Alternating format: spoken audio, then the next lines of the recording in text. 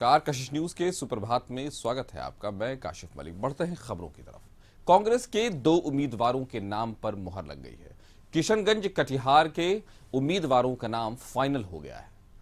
किशनगंज से डॉक्टर जावेद होंगे उम्मीदवार और वहीं कटिहार से तारिक अनवर बनेंगे उम्मीदवार। भागलपुर सीट पर विवाद की वजह से फैसला नहीं हुआ है, जहां अजीत शर्मा और प्रवीण कुशवाहा के बीच मामला फंसा हुआ है। वहीं आज तस्वीर साफ होने की भी उम्मीद है। तो किशनगंज से डॉक्टर जावेद कांग्रेस के उम्मीदवार होंगे और कटिहार से तारिक अनवर उम्मीदवार बना दिए गए। ये दो नाम जो है वो कल फाइनल कर दिए गए। तो कांग्रेस के दो उम्मीदवारों के नाम पर मोहर लग गई है। वहीं भागलपुर सीट पर विवाद की वजह से फैसला नहीं हो पाया, जहां भागलपुर में अजीत शर्मा और प्रवीण कुशवाहा के बीच मामला फंसा हुआ है और ये देखने में तस्वीर आज साफ होने की पूरी उम्मीद है। वहीं ये भी उम्मीद जताई जा रही है कि झारखंड की भी दूसरी लिस्ट आ जा सकती है, लेकिन कांग्रेस के बिहार के दो उम्मीदवारों के नाम पर मुहर लग गई है, जिसमें किशनगंज और कटिहार है। किशनगंज से डॉक्टर जावेद और कटिहार से तारिक अनवर के नाम को फाइनल कर दिया गया है। वहीं भागलपुर सीट पर दो नामों अजीत शर्मा और प्रवीण कुशवाहा के बीच कांग्रेस का पेच फंस गया है कि टिकट किसको दिया जाए। तो बड़ी खबर आ रही है, जिसमें कटिहार से तारिक अनवर कांग्रेस के उम्मीदवार बने, वहीं किशनगंज से डॉक्टर जावेद। इस खबर पर ज्यादा जानकारी के साथ न्यूज रूम से गौतम हमारे साथ जुड़ गए। गौतम, बताइए, कम से कम चलिए दो नामों पर तो फैसला आया, लेकिन भागलपुर की सीट हम देख रहे हैं कि उस पर पेच फंसा हुआ है और कहीं ना कहीं ये अब विपक्ष में जो अभी अरविंद केजरीवाल को लेकर जो इस तरह का कल जन समर्थन रैली जिस तरह की जुटाई गई, आज उसमें नाम भी फाइनलाइज कर दिया गया। तो क्या विपक्ष में बारे में ये कहा जा सकता है कि उसमें कुछ कॉन्फिडेंस और विश्वास आया है? और देखिए, अब दो सीटों पर जो नाम की जो बात हो रही है वो दो सीटों पर नाम तय हो चुका है, जिसमें एक सीट पर नाम यानी जो कहा जाता है 19 का जो लहर था बिहार में एनडीए का 39 सीट, 40 सीटों में 39 सीट जो है एनडीए ने जीत हासिल की थी। मात्र एक सीट किशनगंज जो कहा जा सकता है कि उन सीट पर जो है क्या जो महागठबंधन की तरफ से कांग्रेस की पार्टी की तरफ से जो है वो जीत हासिल हुई थी। मात्र एक सीट पर मोहम्मद जावेद ने जो है जीत हासिल की थी और 39 सीटों पर जो है बीजेपी एनडीए की तरफ से जो है जीत हासिल की हुई। तो एक बड़ा जो है कहा जाता है कि जीत ये माना जा रहा था। कांग्रेस ने खाता खोला था बिहार में एक सीट पर। महागठबंधन में राजद की बात की जो बड़े भाई की भूमिका में रहती है, एक सीट भी जीत नहीं पाई थी। तो यानी जो कहा जाता है कि मोहम्मद जावेद को फिर से किशनगंज से जो है कांग्रेस ने भरोसा जताया, उन्हें सीट दिया है। तारिक अनवर कटिहार से जो है एक पुराने नेता हैं, वहां से क्षेत्र से वो लगातार कई बार जीते आए हुए हैं। एक उनकी जो कही जा सकती है उस क्षेत्र में जो लोगों के बीच जो एक पहचान है, छवि है, उस पर जो है कांग्रेस पार्टी ने भरोसा जताया और कटिहार से जो है तारिक अनवर जी को जो है ये मौका दिया है कि आप वहां से चुनावी मैदान में जाएं और जो कहा जाता है कि जीत को लेकर जो है अपनी तैयारी करें। तीसरी सीट जो है कटिहार, जो मैं माफ कीजिएगा भागलपुर जिसकी मैं बात कर रहा था, भागलपुर से कांग्रेस के विधायक हैं अजीत शर्मा, लगातार वो जीतते आ रहे हैं अजीत शर्मा। साथ ही साथ जो है भागलपुर से जो है प्रवीण कुशवाहा जो कांग्रेस के ही एक बड़े नेता हैं। इसके पहले जो कहा जाता है कि 2019 में जो है भागलपुर से उनको टिकट नहीं मिला था। पटना साहिब जो है रविशंकर प्रसाद के सामने जो है उनको पार्टी ने उतारा था। इस बात की बहुत तेज से चर्चा हुई थी कि प्रवीण कुशवाहा का जो बैकग्राउंड है वो भागलपुर से जुड़ा हुआ है, मगर पटना साहिब से जो है उन्हें मौका दिया गया। आखिर क्योंकि बहुत सारी बातें हुई थी, मगर रविशंकर प्रसाद ने उन्हें हराया और प्रवीण कुशवाहा को जो है प्रत्याशी जो कांग्रेस ने बनाया था वो काम नहीं आया। प्रवीण कुशवाहा भागलपुर से जो है इस बार सीट की मांग कर रहे हैं और यहीं पर पेच फंस रहा है कि भागलपुर से प्रवीण कुशवाहा और जो अजीत शर्मा दोनों ने दावेदारी ठोकी हुई है और दोनों वहां के स्थानीय नेता है।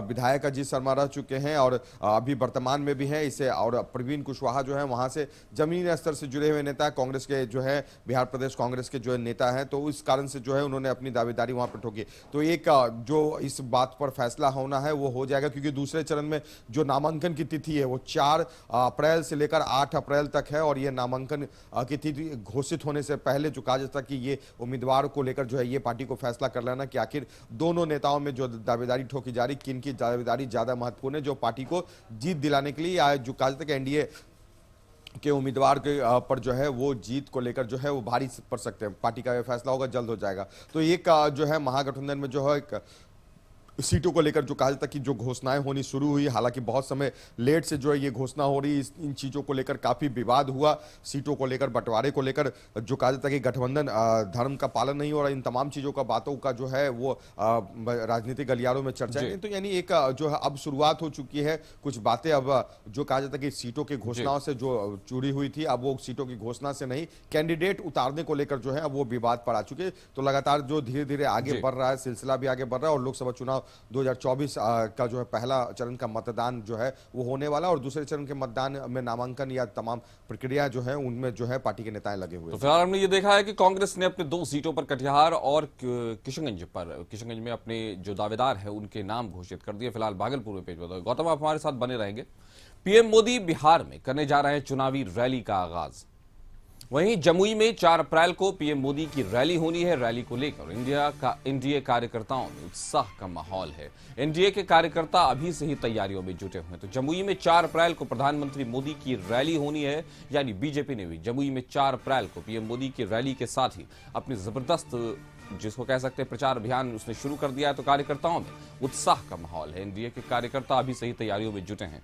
गौतम हमारे साथ जुड़े हुए हैं। गौतम, बताइए कि पीएम मोदी बिहार में अब चुनावी रैली का आगाज करने जा रहे हैं, तो क्या इसको माना जाए कि अब बिल्कुल आमने सामने की टक्कर होगी, और बिहार की जो 40 सीटें हैं वहां अगर विपक्ष अपने आप को सुधारने का दावा कर रही है, जहां उसके पास सिर्फ 1 सीट है विपक्ष के पास, वहीं 39 सीट है एनडीए सरकार के पास, तो कहीं ना कहीं एकदम जो आमना सामना है, एनडीए का दावा है कि हम 40 पार करेंगे, यानी 100% की बात है, और उधर विपक्ष का दावा है कि हम ज्यादा से ज्यादा सीटें जीतेंगे। तो मामला क्या है?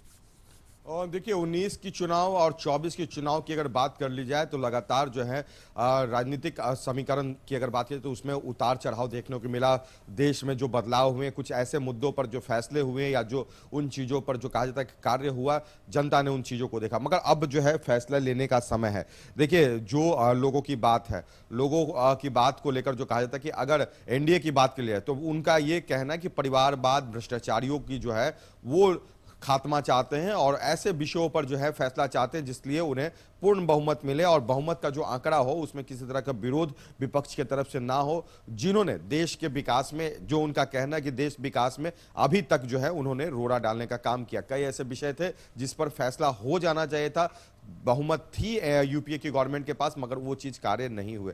वहीं अगर बात कर ली जाए यूपीए की, तो यूपीए का यह कहना है कि मोदी सरकार की जो गारंटी है सिर्फ वादों की गारंटी है। जनता महंगाई से त्रस्त है। महंगाई को लेकर जो बातें हुई थी, महंगाई को लेकर जो कहा जा सकता है, जिस तरह से मोदी सरकार ने अपनी बातों को रखा था, उन तमाम चीज़ों में कहीं ना कहीं सरकार फेल है। क्योंकि गैस सिलेंडर हो, पेट्रोल हो, तमाम चीज़ें जो हैं जिस तरह से आम जनता को परेशान कर रही है, उन तमाम विषयों पर जो है जनता के साथ यूपीए जो है वो जा रही है, जो इंडिया के अलायंस के रूप में वो जो है वो काम कर रही है। गठबंधन धर्म के अनुसार सभी लोगों को मिलाकर जो विपक्ष में है उनके साथ जो है इस चुनाव में जाया जा रहा है। मगर देखिए एक बात यहां पर ये है कि अभी तक जो कहा जाता है कि इंडिया गठबंधन की अगर बात की जाए उसमें जो कोऑर्डिनेशन की कमी है वो साफ झलकी। एनडीए में ऐसी कोई बात नहीं, एनडीए में मुद्दा स्पष्ट है। देखिए मैनिफेस्टो कमेटी की आज बैठक है, दिन के 11 बजे से ये बैठक होने जा रही है। उसमें इस बैठक में ये फैसला लिया जाएगा कि जनता के किन किन विषयों पर। देखिए बीजेपी का मैनिफेस्टो जो है वो बहुत महत्वपूर्ण होगा, क्योंकि लोगों को ये चीज बात अब बताई जा रही है कि मोदी है